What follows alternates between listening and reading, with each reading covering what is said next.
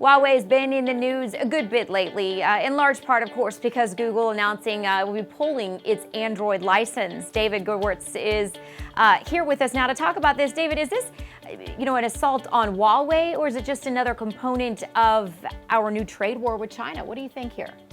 Well, it's a little of both, and it's an interesting thing that we're looking at. We're not quite sure because it's pretty unprecedented for us to do this to a company that is so beginning to be entrenched in our consumer environment. But Huawei has popped up regularly for years in potentially monitoring traffic, putting methods of tracking what people are doing in terms of their routers and security issues across the board. And so it's very interesting that over time this has become more and more of a thing. Now, were we not in a trade war with China, we might not have gotten to this level unless some evidence has come out that Huawei has actually done some wrongdoing and actually has been spying through their consumer gear. And that is a concern. I mean, we are looking at technologies that spy on us naturally anyway, whether it's Google devices or Siri or that little can we get from Amazon. They all listen it all the time. But what we think Huawei has done is potentially substantially worse, especially if they're intercepting router traffic between secured networks and things like that. Yeah, it's concerning, no doubt, David. And do you think, or what do you think about the idea that it's just all partisan? China bad if you're Republican, Russia if you're a Democrat. There is certainly a partisan component to the argument, but there is not a partisan component to the behavior. And what I mean by that is we have varying degrees of evidence, and by evidence I'm talking about data breach reports that have been done by independent firms that don't have an axe to grind, like Verizon and AT&T and a variety of the other telecommunication firms have looked at data breach reports.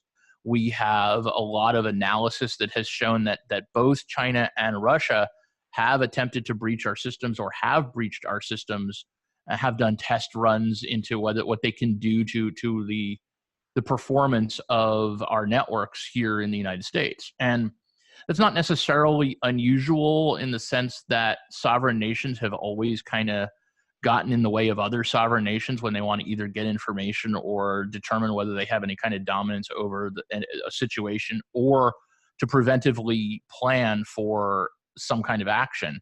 But it's definitely not solely political. These nations are doing basically cybersecurity incursions that we have to deal with. And we are layering on top of that politics, of course, because what's America without layering politics on top of it?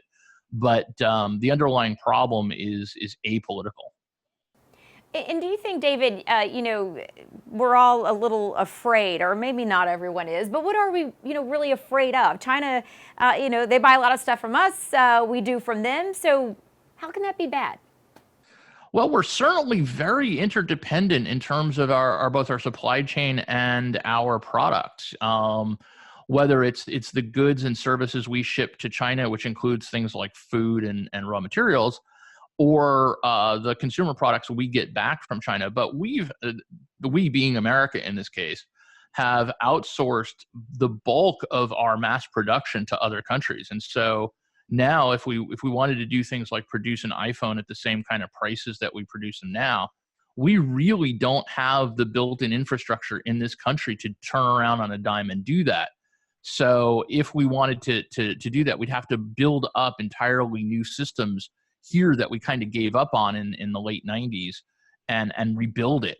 So what are we afraid of? Well, first off, I mean, anytime you have two giant nations having an economic conflict, it's going to trickle down to the rest of the economy, whether that means that consumer prices go up or jobs are affected or supplies are reduced or whatever else. That's a problem.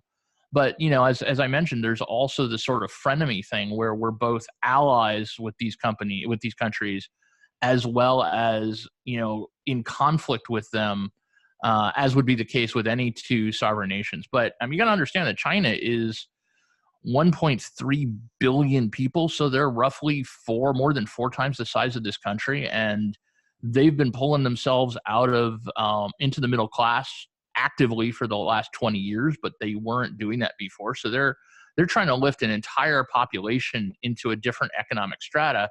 And that's going to have an effect on the rest of the world. They were not part of our economy in this way 30 years ago.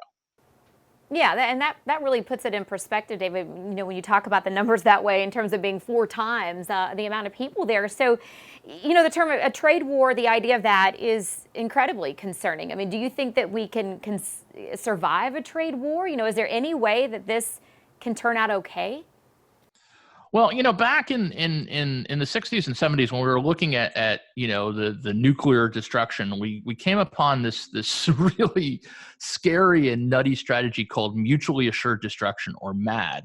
And the idea is that the Russians and the Americans figured out that if we launched nukes at each other, it would kill us both off.